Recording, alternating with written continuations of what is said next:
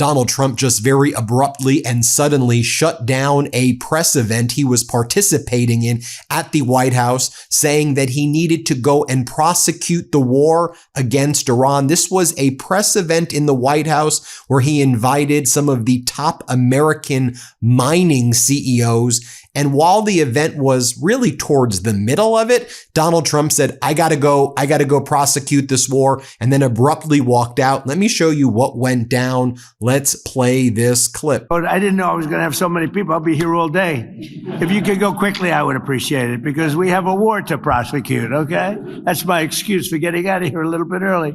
But I've done my thing only in the sense that we're spending hundreds of millions of dollars and even billions of dollars in bringing your industry. Now, there is indeed heavy U.S. air activity around the Hormuz Strait right now. You can see at least 9, maybe even more U.S. refueling tankers that are airborne. Now, Donald Trump said earlier this week that there was going to be a deal between Iran and Oman, and that if Iran and Oman did not make a deal where Iran would control the Strait of Hormuz, that the United States would launch military strikes again against Iran. And now the markets are closed. And this is when Donald Trump usually likes to do strikes. So it's unclear what the hell is even happening right now. But at the event, again, which was cut short, Donald Trump kept on, by the way, he was wearing that weird wig thing again that he's got on, it appears. And then he was saying, magnets, magnets. You got to go with magnets, everybody. It was a very deranged presser. I'll just show you what happened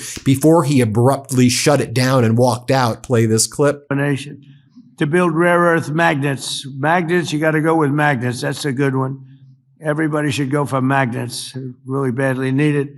And then he kept on commenting about how he loves the chandeliers and that he likes the Corinthian columns, and he would love to take the columns and put them in the Oval Office. And sometimes he likes to steal the chandeliers, and he sees things in other rooms in the White House, and he likes to bring them to the Oval Office. Here, play this clip. The president's allowed to remove things from any building.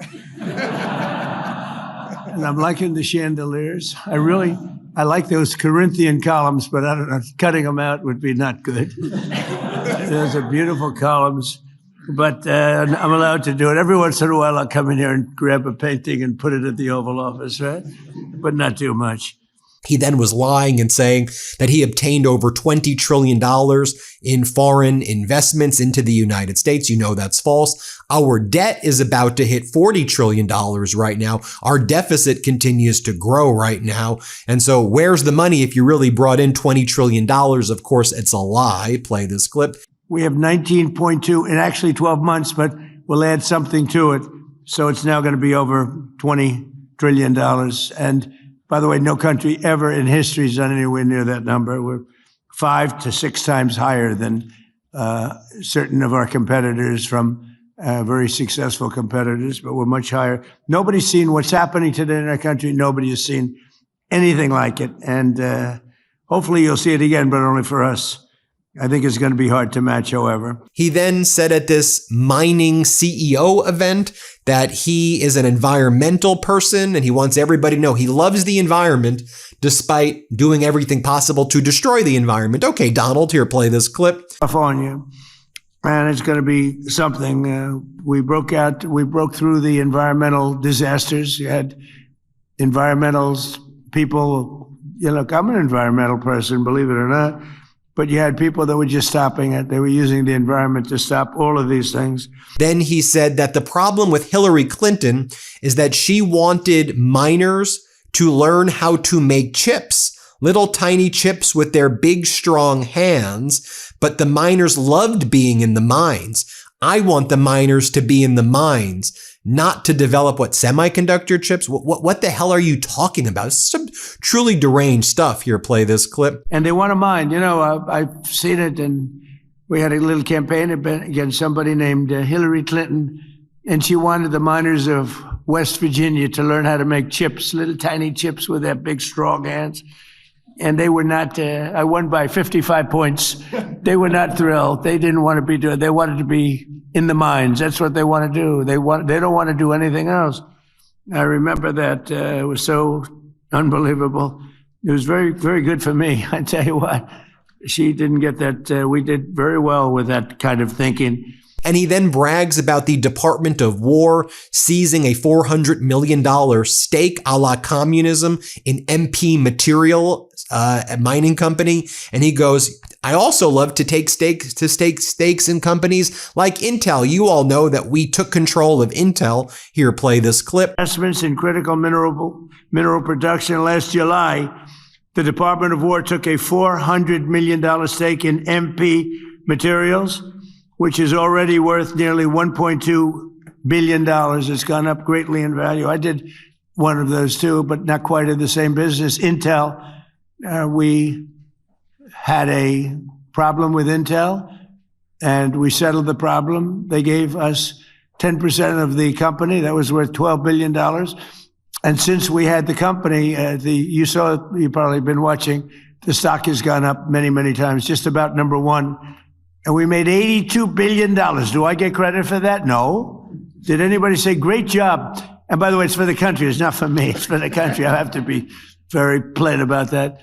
But no, we've made about 80, Howard, it's pretty close to 80 billion, a profit of $80 billion. You have Doug Burgum showing his card to Donald Trump's Kiss My Ass Club, as Aaron Rupert puts it. Play this. Tell you that. Doug? Well, sir, today is a day of gratitude, and we're grateful, first of all, to have a president that understands the importance of this industry and understand that our future depends on restoring American mining. Now, Iran's foreign minister just issued the following statement. Iran's powerful armed forces have shown their readiness, capability, and might in face of the world's most expensive military. When Muslims stand together, we can face every challenge by malicious outsiders head on. Time to rely on ourselves and embrace true brotherhood. Moments ago, he put out that statement. Iran's president, Pezeshkian, just put out the following statement. I'm not only not afraid of martyrdom, it's a great victory for me. Where did the U.S. strike the Manab school from? From those same Muslim countries and friendly countries of ours? Why should they allow them, the United States, to come and attack us? And yet we don't want to attack them. We strike back at the places from which we are being attacked. Why should America come here and establish bases and hit any Islamic country on the head if they don't listen to them? Who says we should be their submissive servants? Why? We have no intention of bullying anyone, but we won't submit to bullying either. They shouldn't bully us. They shouldn't come to our country and take our resources. Right now in Iraq, they sell oil and don't give them the money. Their goal was to completely disarm us here in Iran. If they do that, they'll come and destroy our land just like they're doing in Gaza, and we'd be powerless. Is it right to let them strip us of our military and defense capabilities and bow down to them? We won't do that. However, we don't intend to invade other countries. We aren't seeking territory or expansion, unlike Zionist Israel, which aims for greater Israel. We're not looking for greater Iran. We see all these neighboring countries as our brothers. There's no need for conflict. We share borders and are neighbors, but Israel doesn't respect the borders of Islamic nations. It is focused on invasion and seizing their land. That's the statement coming out of Iran right now, as Donald Trump was giving that press conference. Also, we're learning that the same way the U.S. depleted all of its PAC-3 Patriot interceptors and THAAD interceptors, Saudi Arabia used about 86% of the 2,800 PAC-3 interceptors in the first 38 days of combat, leaving just 400 by April.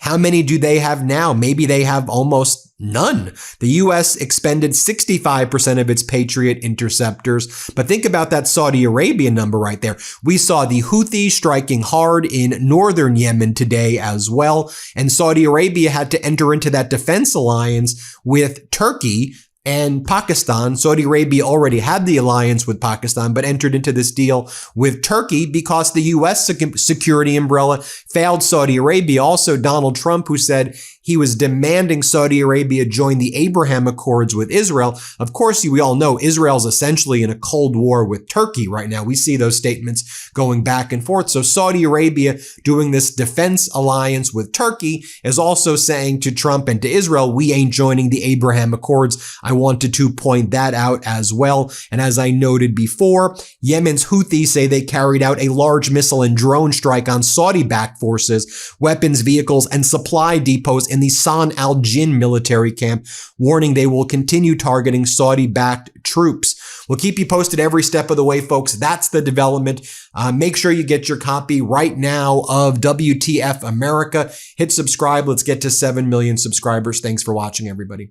Before you go, our book, WTF America, is available for pre-order now. It's the story of how we got here and how we fight our way back. To pre-order, scan the QR code or click the link in the description. Let's do this.